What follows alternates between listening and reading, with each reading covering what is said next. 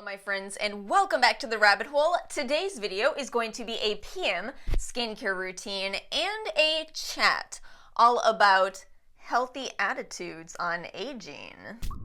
Hear me out. I know this video might sound like it's going to be a little bit negative, but the exact opposite is my goal. I want to talk about a balanced perspective on aging, how to actually see, positives in this conversation rather than focus on the negatives. Today's video is also sponsored in part by Medicube, and it is the last video in my partnership with Medicube, but rest assured, not the last time you hear about the brand on my channel. Today we're going to talk about the Cica Balm. Oh my goodness, this one ended up being such an incredible find. They actually sent this one to me in December, and upon opening the box, I found myself going, where has this product been my whole life? Talk about a perfect match for my skin type, which is dry and a little bit acne prone. But anyway, more about this product throughout this video. I do have to remove my makeup, so I'm going to start with that step.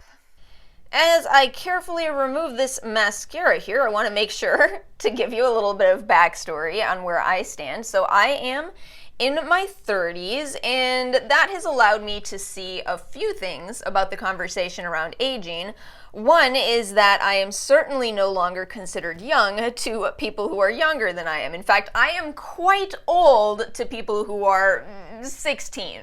And yet there are many people who are double my age and would say, actually, Alice, you are quite young. This has given me kind of a funny perspective from the start here, especially since I've been talking about skincare on this channel through my 30th birthday. And apparently now 25 is an age that people are concerned about. Y'all, no, not 25.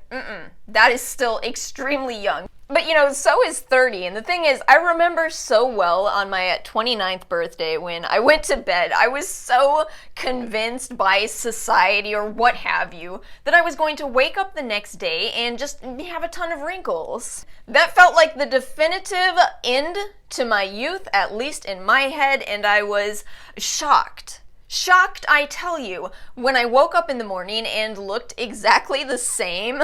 I felt like I'm 30, but I look like I'm in my 20s. AMA. And bless the internet for being a place that humbles you, because some amount of people told me, okay, hey, listen, it's awesome that you are young and look young, but maybe you should wait until you're in your 50s, your 60s, your 70s before you start telling people about what it's like to age, you 30-year-old. I think what I'm trying to get at here is that you could have a conversation around aging in your 30s that is one based in toxic positivity, and that's not something that I want to do. I want to respect the people who have said, who have explained what has made aging a little bit more difficult for them. In particular, some people have told me, and I'll paraphrase this, but I'll attempt to explain it. Some people have said it's difficult when you look in the mirror and what you see isn't what reflects you.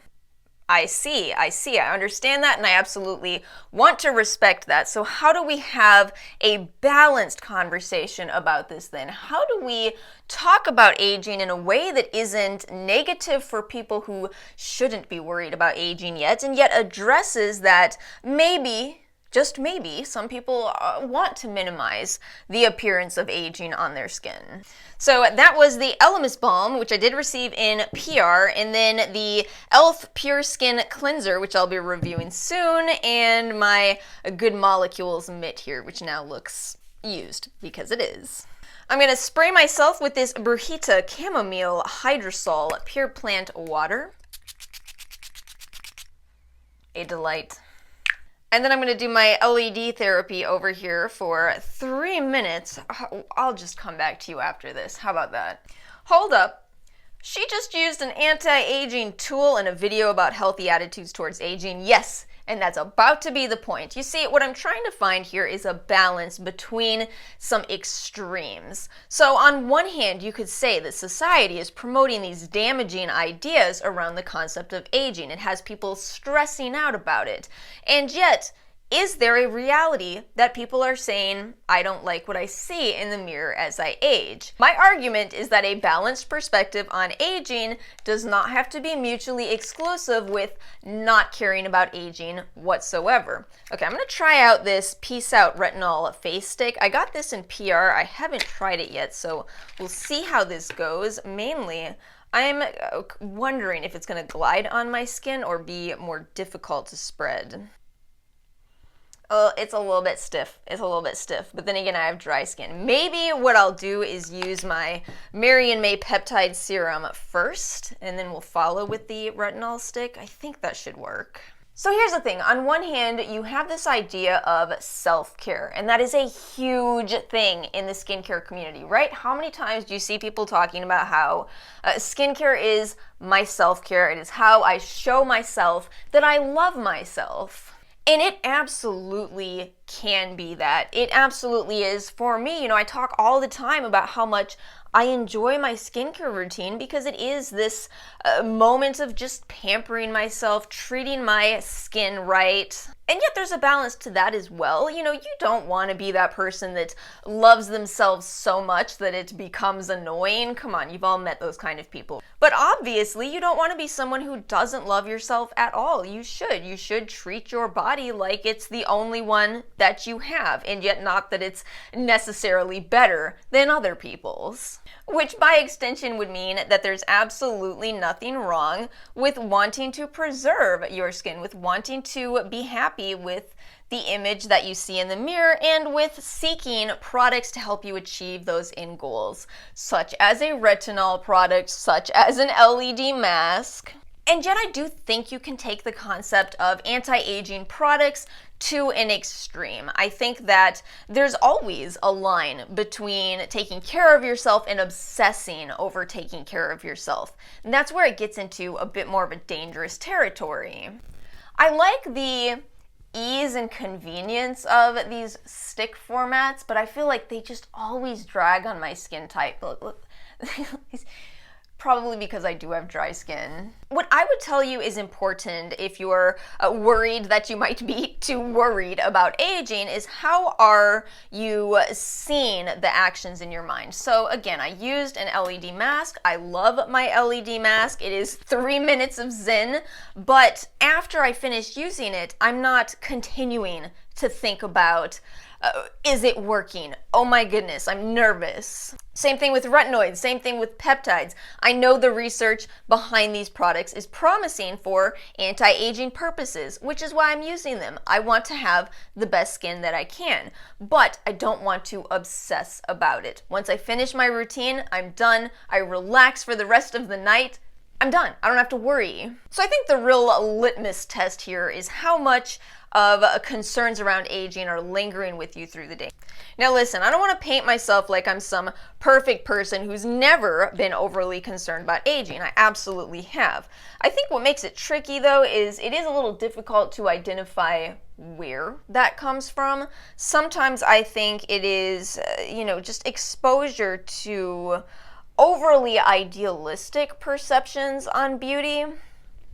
For example, I'm sitting here right now, no filter on my face. You can see I'm dealing with acne. Sometimes I do wonder, especially on Instagram, it seems like people have perfect skin 24/7, and it makes me feel like, well, what am I doing wrong? But when I catch myself thinking that way, I always reel myself back in, because this is a world of a lot of filters. There's a lot of, not true representations of what people actually look like. And I do think that can be, especially over time, something that is damaging to our mental health. So that was the Mary & May tranexamic acid and glutathione. I'm kind of combining my Mary & May and e.l.f. trials right now. Let's apply this Medicube Red Centella Balm with 1% centella titrated extract. What a beautiful product. Let me show you the texture of this. It is indeed a balm. You can see it's a bit of a thicker texture there. That means it's probably going to be a product that you're going to want to use at night. At least I think so. And this product, which just glides on your skin so effortlessly, as is always the case with Medicube's products, it's actually made to target acne-prone skin, hence being in the red line, for the purpose of reducing scarring. So let me make sure I load up on this where I have my current little breakouts going on. It is a fragrance-free product that contains those active constituents of Cica. We've talked kind of a lot about this with, I believe it was my ginseng video, how there are active constituents within a plant that are the main players that give you results on your skin. That's exactly what we're talking about when we say medicasic acid or asiatic acid. Those are the constituents of that Cica. And to see them at 1% is actually a very high level. There's research looking into these at 0.1%. And of course, because it's a balm, you are also getting that wonderful occlusive factor, so it really locks all of your skincare into your routine, a wonderful last step in your routine for anybody that has a similar skin type to mine. Did I already say this is perfect for dry skin with acne? I feel like it's one of few products on the market where my very unusual skin type is over here going, this is a product made for me.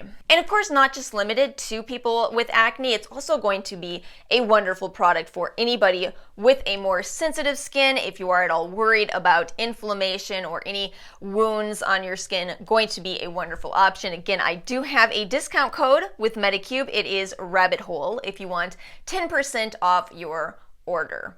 Okay, let's conclude this video with some final thoughts on this conversation around aging. I think that there is nothing inherently wrong with wanting to fight off the signs of aging, with wanting to look the way that you feel inside. You know, it could indicate that you care about yourself. You want to live your healthiest life. And of course, people always bring this up because it's true. It can act as a way to help you make other healthy choices through your life, including the usage of sunscreen, right? That's one that always comes up.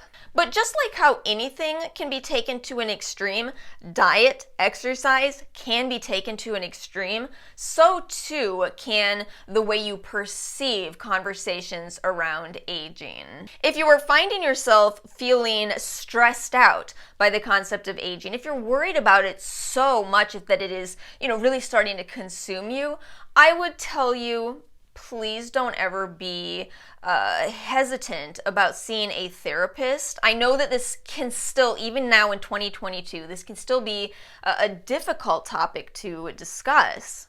Some people think, oh, you see a therapist because something is wrong with you. No, on the contrary, I think you see a therapist because you want to be in the best mental health. Because again, it is a fine line, how ironic, between making good choices and taking care of yourself and needlessly worrying about how you present to society. But that is it, my friends. Feel free to share your thoughts in the comment section below. What do you think is going on with this conversation around aging? Do you think we're in a healthy place, or do you think it is quite out of balance? Let me know. Thank you all so much for watching. Thank you again to Medicube for supporting this channel, and I will see you all next time.